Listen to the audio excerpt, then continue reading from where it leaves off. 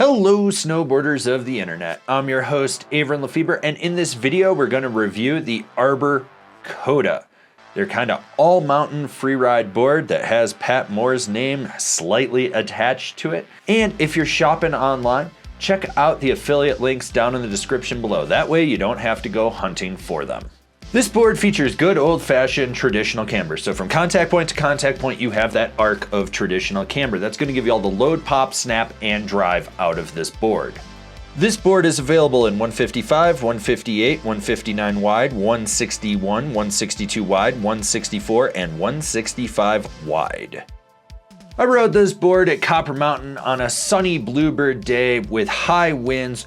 The snow was super brick off the groomed runs. It was harder than your aunt's tuna noodle casserole surprise that she forgot she left bacon when she popped some Xanax and booze.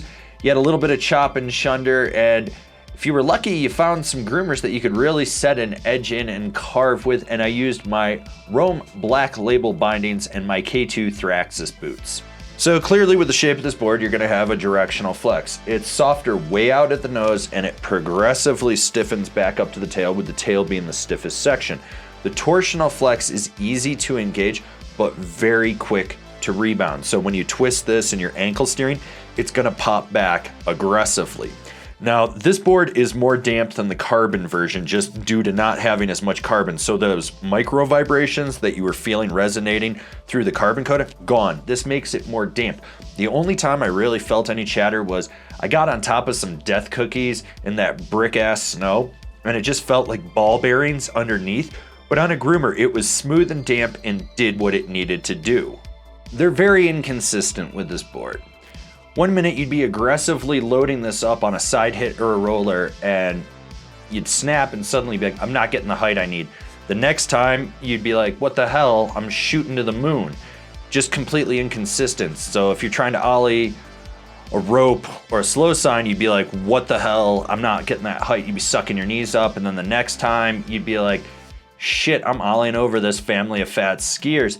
I think speed really comes into this, and you need moderate to fast speeds to really get the most out of it, but it's still inconsistent. Like, you spend a lot of time calculating where you're gonna load it up, how you're gonna roll back on that tail, how you're gonna get it to engage versus just being able to do it.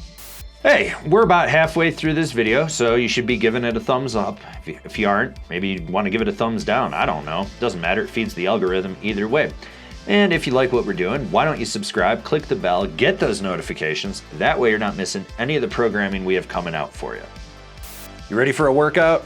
You got to get your weight way out on the nose and really press into it with some speed and some muscle to get it to engage. So if you pop a 180 and you land on it and you're really pressing into it, it's going to fight you the whole time. It's going to pop up. And the tail is even harder. You're sitting on this thing. You're flexing it. You're just putting all that weight into it, and it just does not want to give you what you want out of it. Basically, if you know how to butter, you're going to get a workout. If you don't, you're probably going to die. Don't die.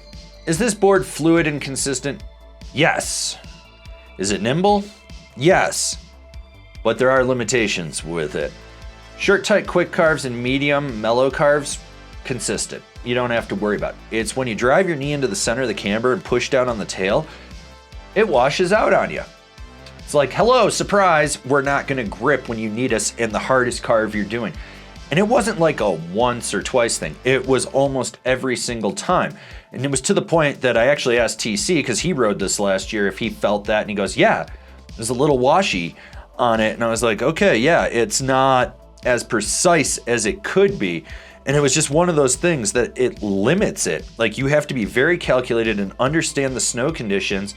And even then, when you're expecting it to hold, it just sort of skips out and then it'll catch and then it re-engages and you're like, what the hell is going on? And this wasn't like it was just on those brick conditions in the steeps. This was doing it on mellow blues and greens because I just wanted to see what it was doing. It's kind of just a letdown, because you'd think that this board would have that power to apex a carve and really drive it, and it didn't. It was just sad. So spent a lot of time just doing short, tight, quick setup turns and medium mellow carves, and I had to just pick and choose my battles with those deep, hard, aggressive ones. Rider in mind, This board is for the rad dad, all mountain freeride guy that just wants to cruise. Like what we're doing over here? Want to support us further? Swing on over to Angry Snowboarder VIP and become a member. I like this board more than the Carbon Coda. It was just a little more damp. It's just easier to ride. That's just my style. I don't need that level of performance anymore. I'm fine with it. What I didn't like was the inconsistent edge hold and pop. In my opinion, this board is in a refinement phase and it hasn't been dialed in and it shows. It's not as consistent as you would like. And this is coming from a guy that owned 3 Codas and something like 8 Westmarks, or Blacklist, depending if you remember that board. It's what turned into the Westmark. But those were consistent. I never had to worry about it. This, not so much. And I've ridden a lot of Arbor stuff, and I'm noticing with these new side cuts that they're a little wonky on some of the models. They just don't grip as well as they should. It's like they just haven't got it dialed in. So Arbor, if you're watching this, get your side cuts dialed in.